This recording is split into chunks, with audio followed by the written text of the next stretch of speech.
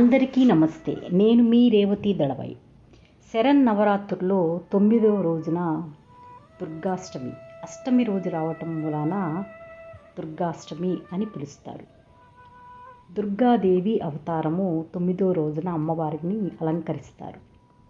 ఈ అలంకారంలో అమ్మవారికి ఎరుపు రంగు చీర, అల్లం గారెలు నైవేద్యంగా పెడతారు.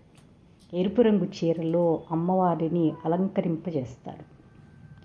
దుర్గాష్టమి రోజు ప్రాముఖ్యత ఏంటంటే దుర్గాదేవి బలము, దైవిక శక్తికి గౌరవం ఇస్తుంది.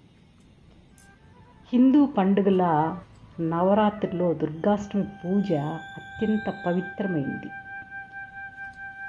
ఈ అష్టమి రోజు భారతదేశంలో ప్రపంచవ్యాప్తంగా లక్షలాది మంది భక్తులు ఆరాధిస్తారు.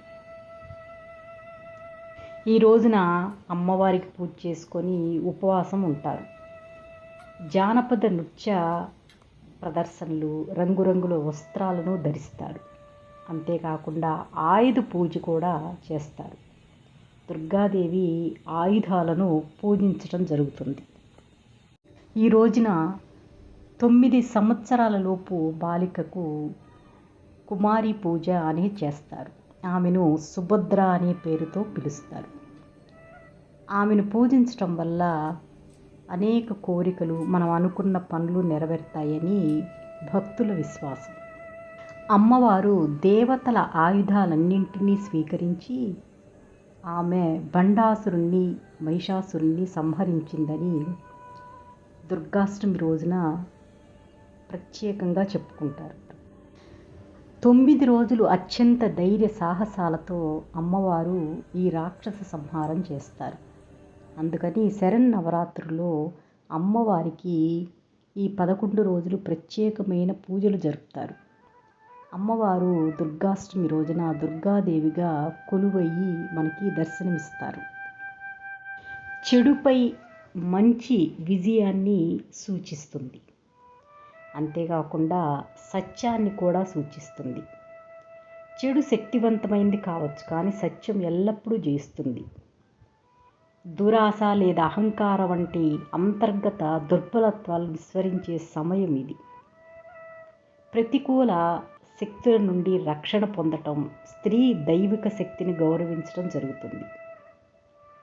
అందువల్లే మనం అమ్మవారిని ఈ శరన్నవరాత్రుల్లో భక్తి శ్రద్ధలతో పూజిస్తాం.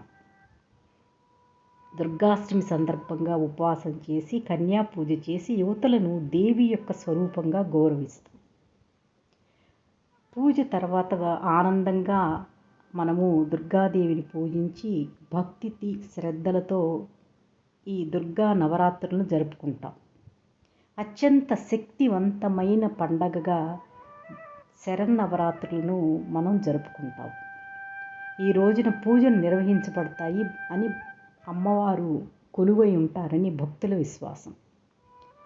ఆధ్యాత్మిక విలువలపై విశ్వాసాన్ని బలపరుస్తుంది ఈ శరన్నవరాత్రులు. దుర్గాష్టమి పూజ తర్వాత తాము పొందే ప్రశాంతత మరి ఏ రోజు లభించదని చాలామంది భక్తుల విశ్వాసం. అంతేకాకుండా తేలికపాటి అనుభూతిని, చీకటిని తొలగించడానికి దీపాలను కూడా వెలిగిస్తారు.